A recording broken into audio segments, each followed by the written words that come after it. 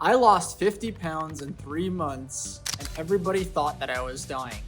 At the age of 21, I was scheduled for surgery, and then what I did next shocked every doctor I was working with. In the next 10 minutes, I'm going to show you the exact process that I used to get better and recover from something that my doctors told me was incurable.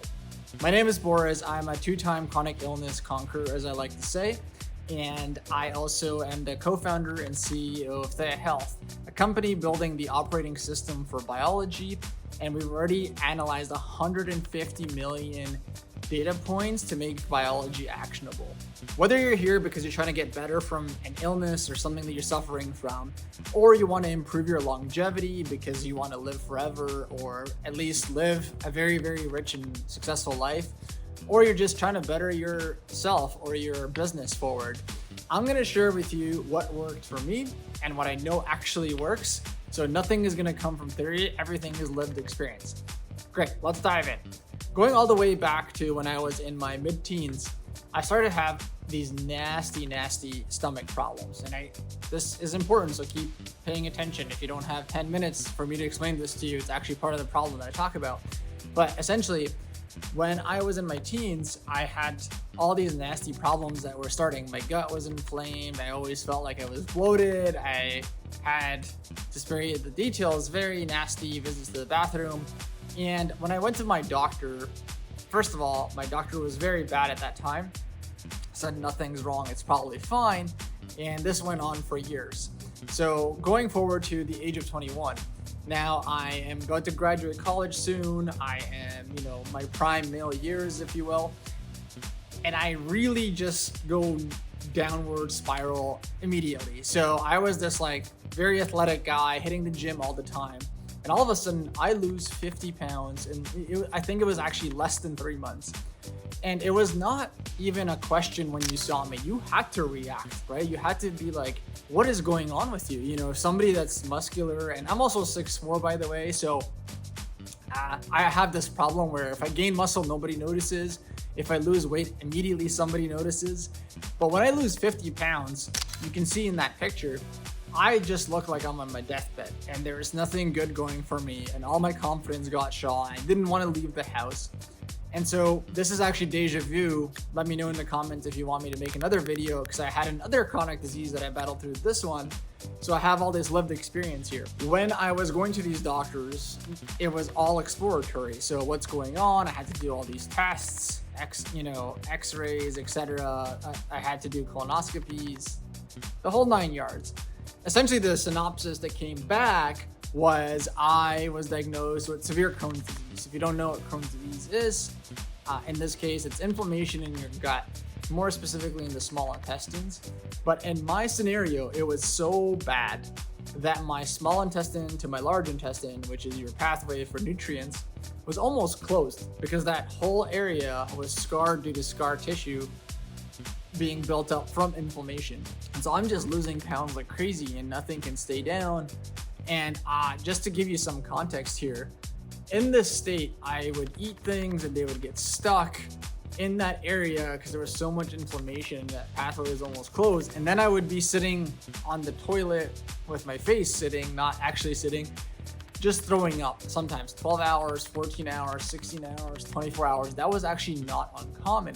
It got so bad that one time I was sleeping on the toilet, and I remember I was sleeping on the toilet while throwing up. My body was so tired, but it had nothing else left in it. It was just trying to say, get out of this body, whatever it is that's not good for me, whatever way I'm reacting, just get it out. So it was my body's defense mechanism to get better. So bear with me here. I know the story is getting there, but I need to give you all these details to make you understand what situation I was really in. And now we're gonna go to what was on the table. So when I got this diagnosis, my doctors immediately said, hey, we need to schedule you for surgery. This is not looking good. And at that time, I started doing some research. My whole family was a mess. My friends didn't know what's going on. I didn't want to share with them. And so I'm in this situation where my whole intestines might get cut out. So my whole body would change for the rest of my life. I wouldn't have my intestines. Possibly. It was on the table. So there was a pre-op schedule to do an operation. Essentially, we were going to do an operation, just what kind was on, the table to see what happens. And that was my, I like to call it, get healthy or die trying moment. Because at that point, I was like, I do not want my intestines to get cut out. If I don't do radical things right now, then I know that it's not going to be a good outcome. And if that's still the outcome, my thought process was, well, at least I tried everything that I could. So kind of fast forwarding to that moment, and then my decision making was as such. So then now we're getting into what steps did I take that you could take away. I'm not promising anything. This is not medical advice. I'm just giving you my lived experience, and I'm showing you how I thought about doing the things that I'm thinking about. And so if you bear with me, you're gonna get some really good nuggets that I thought through, because I've done so much things onto my body and worked with so many doctors. So foreshadowing there. When I said get healthy or die trying, I basically hired every doctor group that there is to hire. So every doctor that you could hire. So I had gastroenterologist, a second gastroenterologist, just a regular family MD who was giving me advice. I had a naturopathic doctor, a functional medicine doctor, I had a Chinese herbalist, and I had an energy healer, okay? So 7. I was also doing yoga, I was meditating, I was hitting the gym, I read about every single diet there was to read about. And within 3 months of this nonstop, just going for it, all in, absolutely no hold bars, spend all my money making sure that my health can improve, I went to my doctor's visit for pre-ops, which is about 3 months from that first initial bad diagnosis. And when they looked at my body, they said, man, we have never seen somebody get as good, as fast as you have in the condition that you were in. And they kind of said, hey, the meds must be working. And I tried to explain to them, there's all these other things that I've been doing, and they wrote that off. This can be another video, let me know if you want to run it, but in terms of Western medicine, Eastern medicine, and how doctors approach it, I actually have very unique views here that I can share with you, so let me know in the comments. But long story short, because we're going to focus on the actionable things that I did to get better, I think there's really some core things. The 7 different doctors was great in terms of getting perspectives. It was terrible in terms of knowing what to do, right? Because every doctor has their own philosophy, what they want to do. And usually most doctors have some tunnel vision. What I mean by that is if you're a specialist kind of doctor and you treat Lyme disease, for example, you're always going to look at someone's sickness in the lens of its Lyme disease. So kind of condensing, what is my main takeaway here? Do you need to get 7 doctors? Do you need to, what's the specific diet, etc.? That's probably all the questions in your head right now. The takeaway here was, and this is honestly how I want people to take this message, is I just did more iterations of things than humanly anybody had done in a short amount of time to get better. So what I mean by that is most people have one doctor, stick with that doctor, and they call it a day, right? And they go on that care plan. Maybe they read something else online and then they try that once, and that may be every 3 months or so, or every month. I, in 3 months, got 7 different doctors, implemented multiple different modalities, studied every different diet. My whole life was getting better. And that was crucial because the more iterations that I could do, the more I found out what didn't work. So it actually sucked, right? So in the scenario of when you're iterating, especially if you're not feeling well or you're trying to get optimal, there's things that are not going to work. They're going to backfire on you. There's things that I did that actually ended me in the hospital. And remember, in my situation, because of that scar tissue, I would actually sit down and have a 50% chance of ending up in the hospital.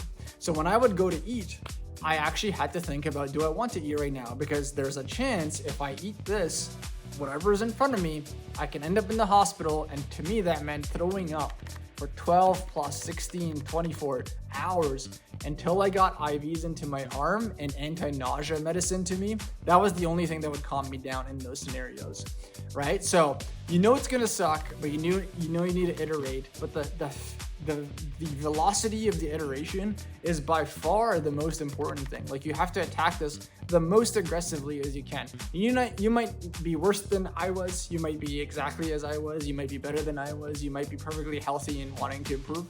But it's the velocity of you testing and being able to verify that it's working or not. That was really one of the core keys. It's not that I had 7 doctors and everybody, not that they weren't amazing, but everybody had all these different inputs. So I actually had to test things, and it was frustrating because when they would disagree, I would have to test one versus the other and see what's working for me. And it might not work for you. That's why I keep going back to the key takeaway here is just solidify rapid iteration and doing a ton of velocity to get to an outcome. It's get to a point where it's like unreasonable to have things that are working and not working in black and white, right? And once you have that, you can build off a base because you're going to be feeling better. Second thing that I want to take away from that journey is I had a clear vision of where I want my life to go. I knew I wanted to build businesses. I knew I wanted to travel the world. I knew what my life was in my head for my future.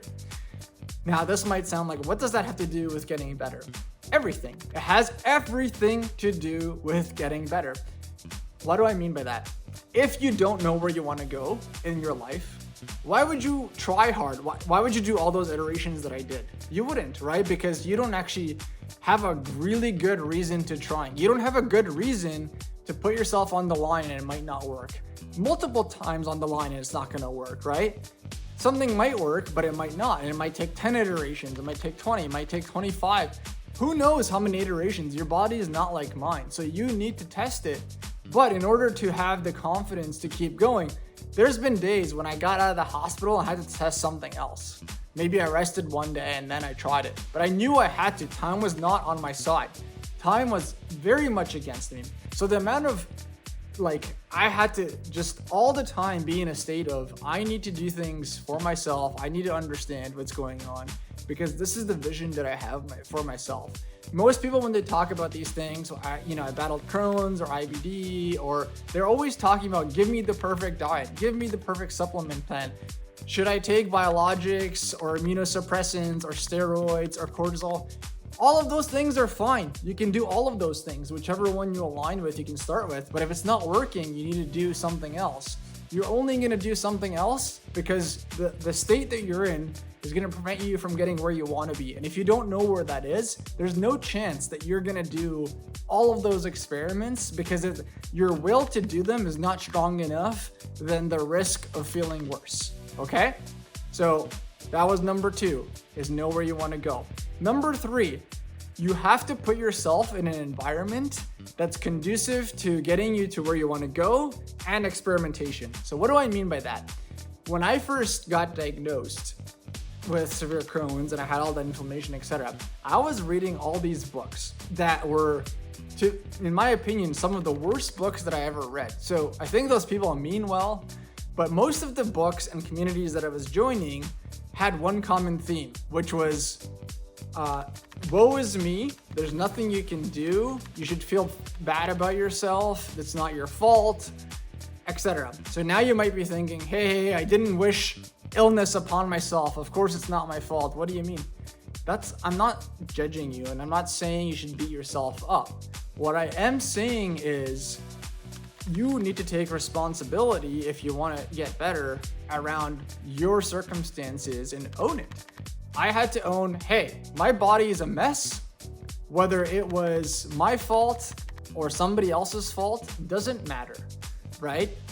But what I couldn't do to get better was sit there and say, there's nothing I can do, this is genetic, or there's nothing I can do, it's random, it just happened to me, so I'm just gonna sit back and whatever happens to my life, happens to my life. My intestines were on the line of getting expended from my body. Somebody is going to take potentially my intestines out of my body. My whole intestines for the rest of my life, I would have a feeding tube. Now, I know people that have done this because it was the last resort, or they didn't get other care, or they didn't know better. If you're that person, I know your life is awesome, and I'm just saying, and you can make it work, of course, and there's nothing wrong with that. all I'm saying is, in that scenario, when I was there, I had this knowledge, and I wish somebody had told me this aspect of what to do, right? Of how to approach this. Because if you believe that there's nothing you can do, you're not going to do anything. So you're not going to try anything else. You're not going to want to envision your life any differently. You're just going to sit there and you're going to say to yourself, there's nothing I can do. I should feel sorry for myself. Here's the thing about psychology. The more you think about something, or the more you focus on it, the more it becomes true.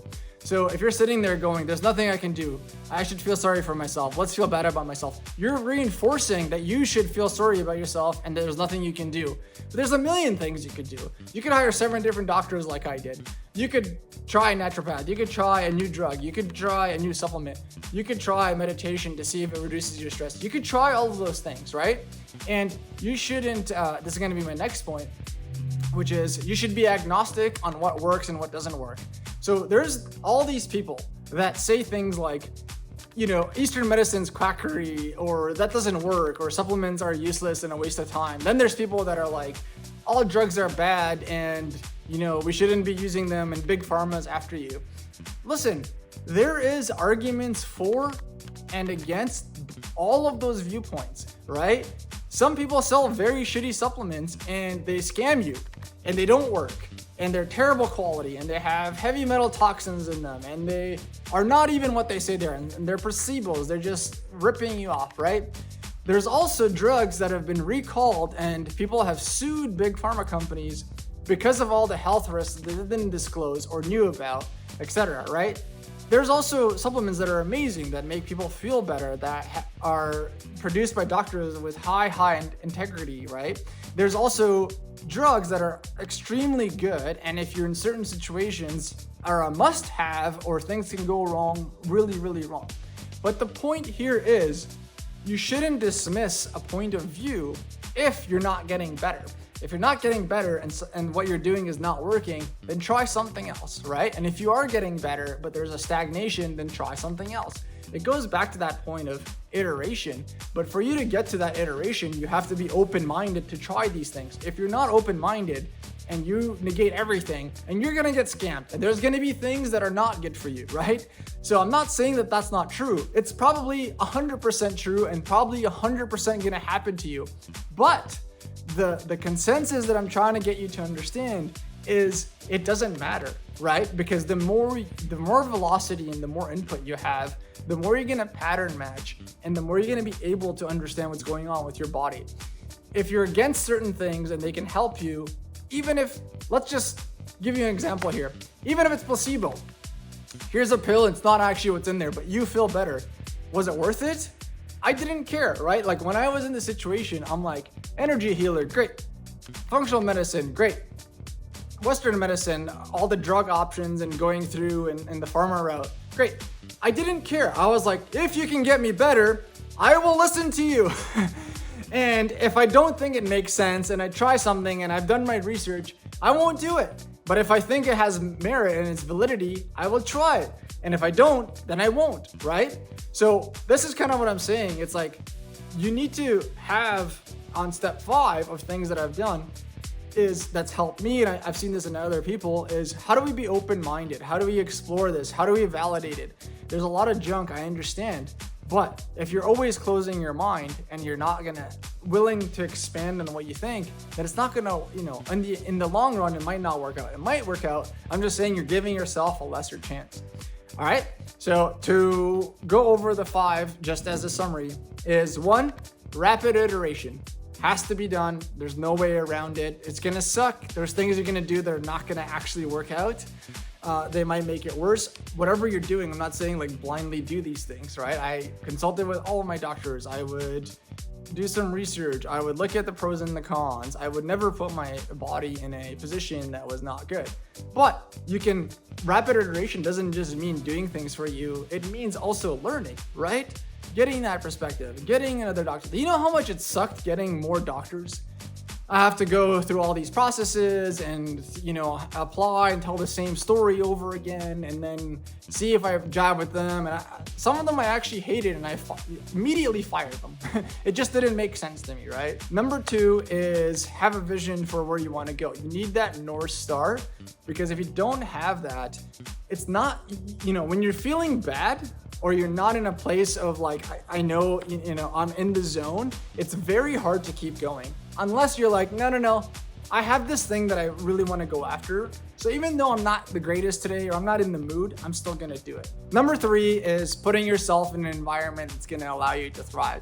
I mentioned all the communities that I was trying to join that I felt were not conducive to getting better. So I just joined other ones. So all I'm saying is there was communities I hated and books that I hated, and then there was communities that I loved and books that I loved. And so because of that, I would resonate with those. There's a huge difference between somebody that's telling me there's nothing you can do, woe is you, and somebody that's saying, hey, there's a lot of things you can do. I believe in you. You can do things that are different. There's so many variables in life that people overcome things or it goes their way. But it really is that community of people that's going to be helpful. And the community doesn't have to actually be like people physically there online. It could be the books you read. Those people are inspiring you, right?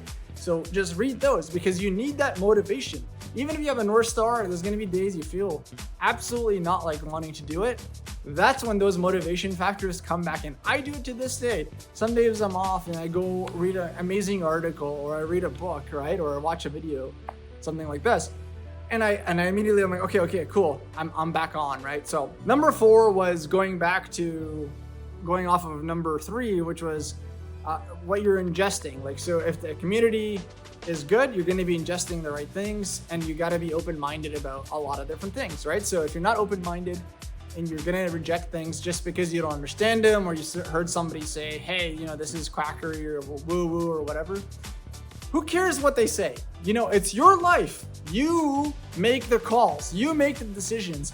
And if somebody is always telling you something's off or it's bad, then that person is also not the community that you want to be in. You want to be in a community where people are going to empower you, where they're going to tell you there's other ways to do things, right? And that's what's going to get you to your North Star of where do you want to go. It's also going to have you doing those iterations.